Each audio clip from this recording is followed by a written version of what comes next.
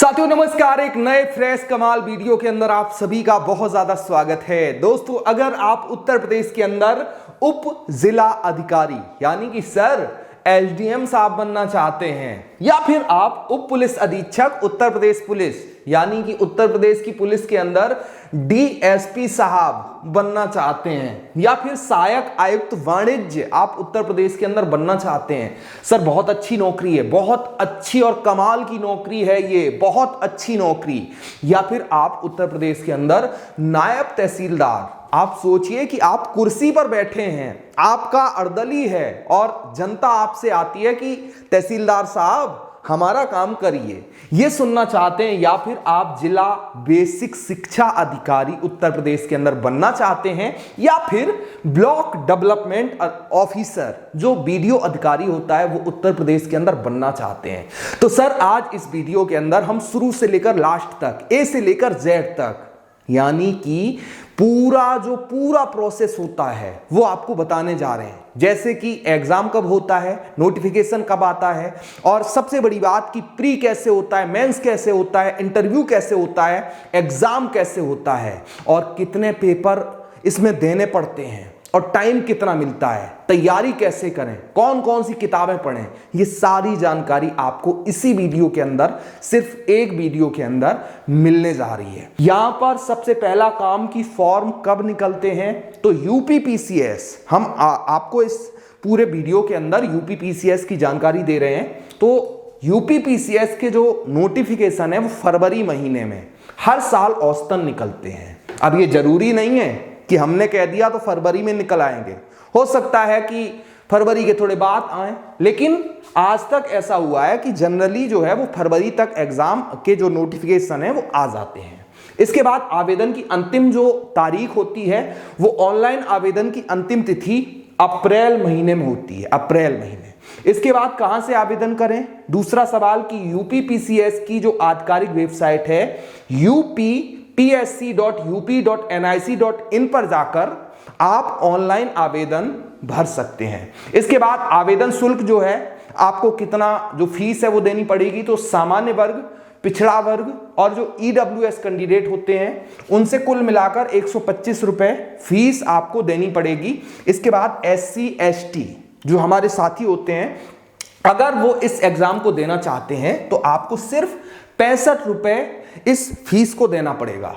इसके साथ साथ अगर दिव्यांग साथी इस एग्जाम को देना चाहते हैं तो उनसे सिर्फ जो 25 रुपए प्रोसेसिंग फीस होती है वो ली जाती है। इसके बाद अगर भूतपूर्व सैनिकों की बात की जाए तो 65 रुपए, महिलाओं से जो श्रेणी होती है उसके आधार पर ये फीस जो है वो ली जाती है। इसके बाद अगली जो सबसे इंपॉर्टेंट चीज है कि पात्रता मानदंड, जो आपका एलिजिबिलिटी क्राइटेरिया होता है वो आपका क्या होना चाहिए।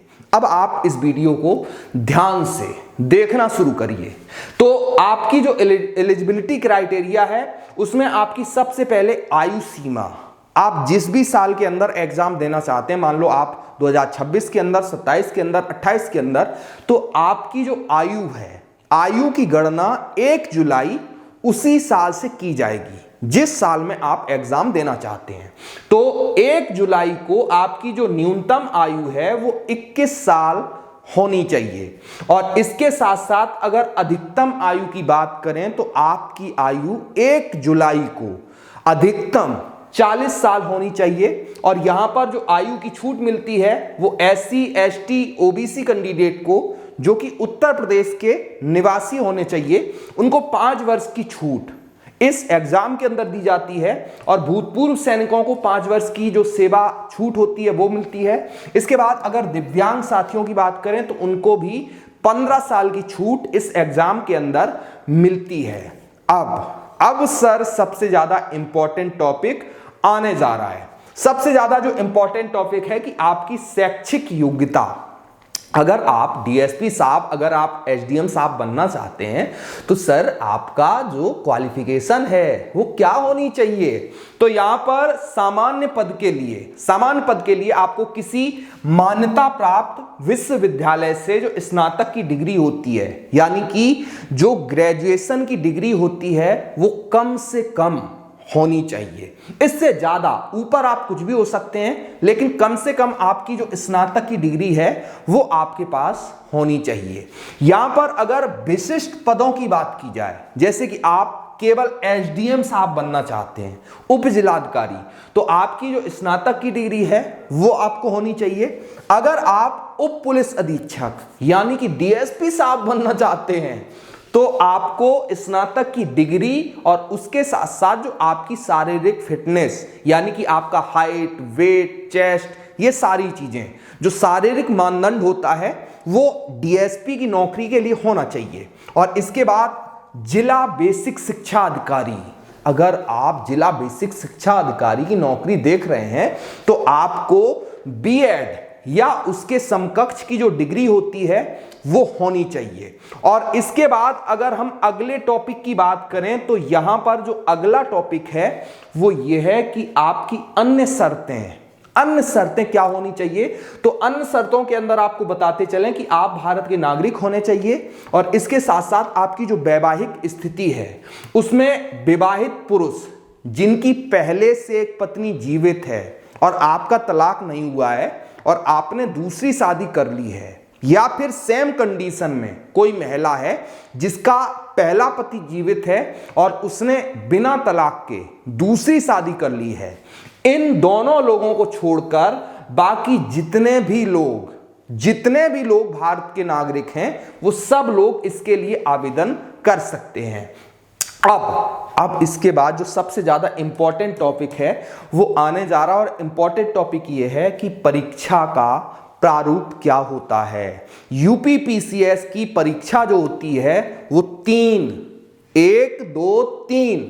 तीन चरणों में होती है और पहला चरण उसके अंदर प्रारंभिक परीक्षा होती है यानी कि प्रीलिम्स होता है। दूसरा जो चरण होता है वो मुख्य परीक्षा यानी कि मेंस का एग्जाम, और तीसरा और आखिरी जो होता है वो आपका साक्षात्कार यानी कि इंटरव्यू होता है।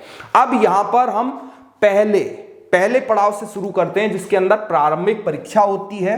तो प्रारंभिक परीक्षा आपको बता दें कि इसकी जो प्रकृति होती है वो वस्तुनिष्ठ प्रकार यानी कि मल्टी चॉइस क्वेश्चन इसके अंदर पूछे जाते हैं। यानी कि आपसे एक क्वेश्चन पूछा जाएगा, जैसे कि मान लो कि अमेरिका की राजधानी कहाँ है, तो उसमें आपको 4 ऑप्शन दिए जाएंगे, आपका जो सही जवाब हो आप उसको चुन सकते हैं। ऐसे मल्टी चॉइस क्वेश्चन जो हैं वो प्री के अंदर पूछे जाते हैं। और यहां पर जो पहला पेपर होता है, अच्छा इसके अंदर 2 पेपर होते हैं, प्री के अंदर 2 पेपर होते हैं, लेकिन कमाल की बात यह है कि इस पेपर के जो नंबर होते हैं वो फाइनल मेरिट के अंदर जोड़े नहीं जाते हैं। ये सिर्फ जो प्री का एग्जाम होता है वो भीड़ कम करने यानी कि स्क्रीनिंग टेस्ट होता है, इसके नंबर फाइनल मेरिट के अंदर आपके नहीं जुड़ते हैं। तो इस प्री के अंदर जो पहला पेपर होता है वो सामान्य अध्ययन का होता है, सामान्य अध्ययन, और ये आपका 200 अंकों का पेपर होता है, 200 अंकों का, और इसमें कुल मिलाकर 150 प्रश्न पूछे जाते हैं जिसके लिए आपको 2 घंटे यानी कि आपको 2 घंटे कुल मिलाकर मिलते हैं इस पहले पेपर के लिए। इसके बाद दूसरा जो आपका पेपर है, दूसरा पेपर भी आपका सामान्य अध्ययन का होता है जिसे सी सेट बोलते हैं, सी सेट, और यह भी आपका 200 अंकों का पेपर होता है और इसमें केवल आपसे 100 प्रश्न पूछे जाते हैं और 2 घंटे का समय इस पेपर के अंदर भी आपको मिलता है। और यह पेपर जो होता है वो आपका क्वालिफाइंग पेपर होता है, यानी कि आपने इसके अंदर न्यूनतम 33% अंक अगर प्राप्त किए हैं और आपने पहले पेपर के अंदर अच्छा स्कोर किया है तो आप तय मानिए कि आपका जो प्री का एग्जाम है वो बड़ी आसानी से निकल जाएगा। अच्छा, यहां पर एक और चीज ये है कि इस पूरे प्री के एग्जाम के अंदर जो निगेटिव मार्किंग यानी कि नकारात्मक अंकन होता है वो 1/3 का होता है, यानी कि अगर आपने 3 सवाल गलत कर दिए तो आपका जो एक सही जवाब का नंबर होता है वो कट जाएगा। इस जानकारी के बाद अगला जो महत्वपूर्ण टॉपिक है वो आपको बताते हैं। अगला महत्वपूर्ण टॉपिक ये है कि जो परीक्षा की तिथि, आपके एग्जाम की तिथि होती है वो इन जनरली हर साल अक्टूबर महीने में होती है, यानी कि यूपीपीसीएस का जो एग्जाम होता है प्री का वो अक्टूबर महीने में औसतन होता है। इसके बाद अगला जो टॉपिक है वो ये है कि आपका मुख्य परीक्षा। देखिए आपने फॉर्म भरा, पहली चीज। दूसरा आपने प्री का जो एग्जाम है वो दिया, प्री का एग्जाम क्वालिफाई किया, तो अब आपको मेंस की परीक्षा देनी होगी। मेंस यानी कि जो आपका मुख्य परीक्षा होती है। और इस मुख्य परीक्षा के अंदर आपको बता दें कि 8 पेपर होते हैं, और इससे आपको डरना नहीं चाहिए कि भैया 8 पेपर कैसे सॉल्व करेंगे। इससे पहले आपने 10th में कितने सारे आपके एग्जाम होते हैं, इसके 12th में आपके कितने सारे एग्जाम होते हैं, वैसे ये भी एग्जाम होता है जिसमें कुल मिलाकर 8 पेपर होते हैं। और यहां पर मुख्य परीक्षा की जो प्रकृति होती है वो वर्णनात्मक होती है। वर्णनात्मक से मतलब आप समझिए कि आपको पेन और पेपर लेकर लिखना पड़ेगा, लंबे लंबे सवाल आपको उसके जवाब लिखने पड़ेंगे, जैसे आपने 10th में या 12th में अपने एग्जाम के अंदर लिखा होगा। तो वर्णनात्मक प्रकार की और ऑफलाइन एग्जाम होता है, ये ऑनलाइन ही होता है, आपका ऑफलाइन एग्जाम होता है। और कुल पेपर 8 पेपर होते हैं, और ये पूरी जो मेंस का एग्जाम ये 1500 अंकों का होता है, 1500 अंकों का। अब इसके अंदर अगर पहले पेपर की बात करें तो पहला पेपर आपका सामान्य हिंदी का होता है, जिसमें 150 अंक का आपका एग्जाम होता है। दूसरा आपका जो पेपर होता है वो निबंध का होता है, इसमें भी आपका 150 यानी कि 150 अंकों का पेपर होता है। तीसरा आपका जो पेपर होता है वो सामान्य अध्ययन का होता है, ये आपका 200 अंकों का एग्जाम होता है। चौथा आपका जो होता है वो सामान्य अध्ययन का दूसरा पेपर होता है, वो भी आपका 200 अंकों का पेपर होता है। पांचवा आपका सामान्य अध्ययन का पेपर, ये भी आपका 200 अंकों का पेपर होता है। यहां पर जो छठवां आपका पेपर होता है वो भी आपका सामान्य अध्ययन, जिसमें नैतिकता से जुड़े हुए सवाल पूछे जाते हैं, ये भी आपका 200 अंकों का एग्जाम होता है। अब आपके दिमाग में आएगा कि ये सामान्य अध्ययन, सामान्य अध्ययन, सामान्य अध्ययन, इतने सारे पेपर क्या मतलब क्या है। तो ये आपको अभी थोड़ी देर में आगे समझ में आ जाएगा कि ये इतने सारे सामान्य अध्ययन के पेपर क्यों हैं। इसके बाद जो आपका 7वां पेपर होता है, 7वां पेपर आपका सामान्य अध्ययन का होता है, जिसके अंदर आपका उत्तर प्रदेश विशेष जो एग्जाम होता है वो लिया जाता है। और इसके बाद 8वां जो पेपर होता है वो भी सामान्य अध्ययन का उत्तर प्रदेश विशेष आपका एग्जाम होता है, और ये सारे पेपर 200 अंकों के होते हैं। इन 8 एग्जाम के अंदर आपको प्रत्येक पेपर के लिए 3 घंटे का समय मिलता है लिखने के लिए। यानी कि आप जैसे 10th के अंदर, जैसे 12th के अंदर बड़ी आसानी से 3 घंटे में अपना एग्जाम लिखते थे, उतना ही टाइम आपको यहां पर भी बड़ी आसानी से मिलता है। अब आपने मान लो कि आपने मेंस एग्जाम भी क्वालिफाई कर दिया, तो इसके बाद आपका जो फाइनल स्टेप होता है वो आपका साक्षात्कार यानी कि इंटरव्यू होता है, जो कुल मिलाकर 100 नंबर का आपका ये इंटरव्यू होता है। इसकी जो प्रकृति होती है वो व्यक्तित्व परीक्षण, यानी कि कुछ अधिकारी आपके सामने बैठेंगे, टेबल लगाई जाएगी, सामने आपकी कुर्सी होगी, और फिर आपसे जो अधिकारी बैठते हैं वो आपसे सवाल पूछते हैं आपके व्यक्तित्व के विषय में, आपकी निर्णय लेने की क्षमता, आप क्या कर सकते हैं, अधिकारी आपको क्यों बनाया जाए, आप फैसले कैसे लेंगे, ये सारी चीजें आपसे साक्षात्कार के अंदर पूछी जाती हैं। और जब आप ये साक्षात्कार यानी कि इंटरव्यू भी क्लियर कर जाते हैं, तो उसके बाद जो अगला टॉपिक है वो ये है कि अंतिम मेरिट बनती है कि भाई आप पास हुए हो नहीं हुए हो। तो यहां पर जो अंतिम मेरिट बनती है वो कुल मिलाकर 1500 अंक आपके मुख्य परीक्षा के, और 100 नंबर आपके जो होते हैं वो साक्षात्कार यानी कि इंटरव्यू के। तो इस हिसाब से आपकी जो मेरिट बनती है वो कुल मिलाकर 1600 नंबरों के ऊपर बनती है। 1600 नंबरों में आप ज्यादा से ज्यादा नंबर कितने ला सकते हैं, इस हिसाब से आपकी मेरिट तय होती है। उसके बाद आपका सिलेक्शन होता है। यह पूरा प्रोसेस होता है। अब बात करते हैं कि इसके अंदर जो पद और वेतन है वो क्या क्या होता है, कितना कितना होता है। तो यहां पर जो पद होते हैं, यूपीपीसीएस के तहत तमाम सारे पद आते हैं, जिसमें कुछ जो इंपॉर्टेंट पद हैं उसमें उप जिलाधिकारी यानी कि एसडीएम साहब का पद होता है ये। इसके बाद उप पुलिस अधीक्षक यानी कि डीएसपी साहब का पद होता है, ये भी बहुत अच्छी नौकरी है। इसके बाद ब्लॉक डेवलपमेंट अधिकारी ऑफिसर बीडीओ की नौकरी होती है, ये भी बहुत बेहतरीन नौकरी है। सहायक आयुक्त वाणिज्य कर, ये भी बेहतरीन नौकरी है। जिला बेसिक शिक्षा अधिकारी यानी कि आपके जिले के अंदर जितने भी सरकारी स्कूल हैं वो सारे के सारे स्कूल, सारे टीचर, उनके जितने भी कर्मचारी हैं वो आपके नीचे आएंगे, ये भी बहुत अच्छी नौकरी है। नायब तहसीलदार, तहसीलदार साहब को तो आप सब लोग जानते हैं, तहसील के अंदर बैठते हैं। नायब तहसीलदार की नौकरी भी बहुत अच्छी है। सहायक अभियोजन अधिकारी, ये भी बहुत अच्छी जॉब है। अन्य प्रशासनिक पद जो होते हैं, कुल मिलाकर मतलब ऐसी सारी नौकरियां हैं कि जिसके अंदर आपको पैसा, पावर, प्रतिष्ठा, मान सम्मान, इज्जत सब कुछ इस आपको नौकरी के अंदर मिल सकता है। अब यहां पर इन तमाम चीजों के बाद अगले अगर टॉपिक की बात करें तो ये आपका जो ग्रेड पे है कि भाई आपको सैलरी, पैसा कितना मिलेगा।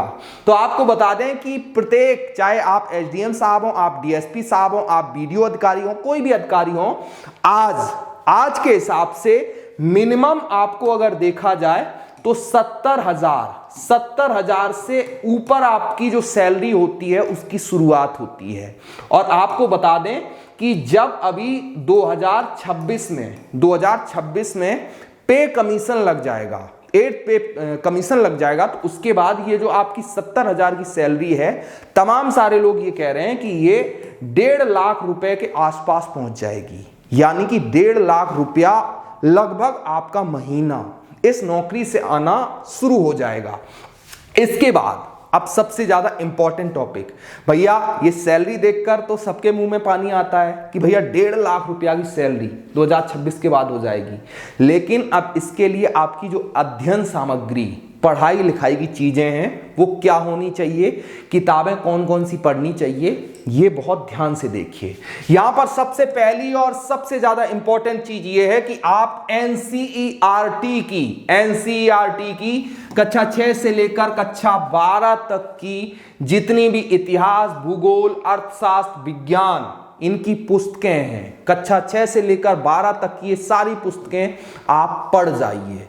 अब आपका सवाल होगा कि भैया ये एनसीईआरटी के ये तमाम बुक्स कहां से मिलेंगे, तो आप एनसीईआरटी का प्ले स्टोर से ऐप डाउनलोड करके वहां से ये सारी बुक्स डाउनलोड कर सकते हैं।